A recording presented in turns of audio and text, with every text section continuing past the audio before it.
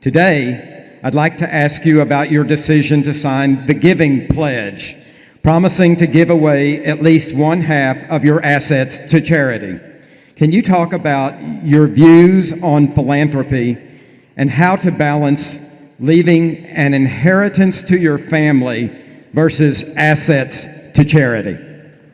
Well, it depends very much on the individual situation. And actually, I promised to give over 99% in my case. But that still leaves plenty left over.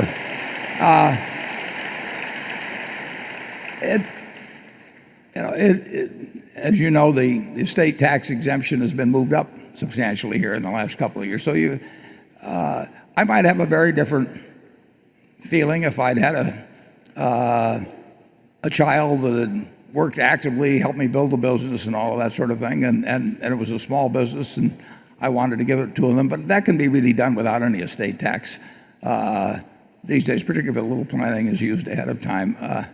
It's a very individual thing.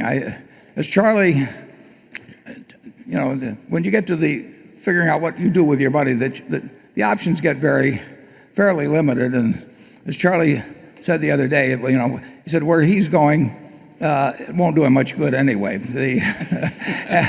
There's no Forbes 400, in the graveyard. And so the question is, where does it do the most good?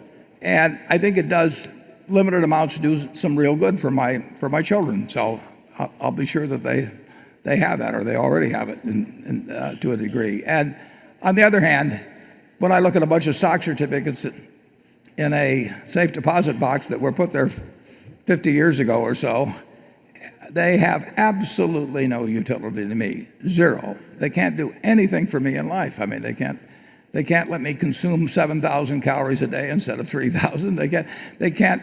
There's nothing they can do. I've got everything in the world I want. I've had it for decades. If I wanted something additionally, I go buy it. So here these things are that have no utility to me, and they have enormous utility to some people in other parts of the world. I mean, they can save lives, they can provide vaccines, they can provide education. There are all kinds of utility. So why in the world should they sit there, for me or for some fourth generation down of great-grandchildren or something, when they can do a lot of good now? So that's my own philosophy on it. But I think everybody has to develop their own feelings about it and should follow where they go. I do think they might ask themselves, where will it do the most good?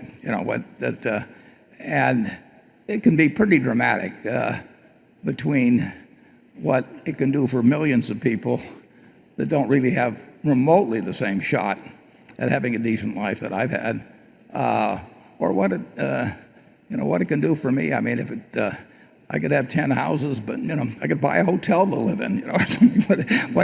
Would I be happier? It'd be crazy.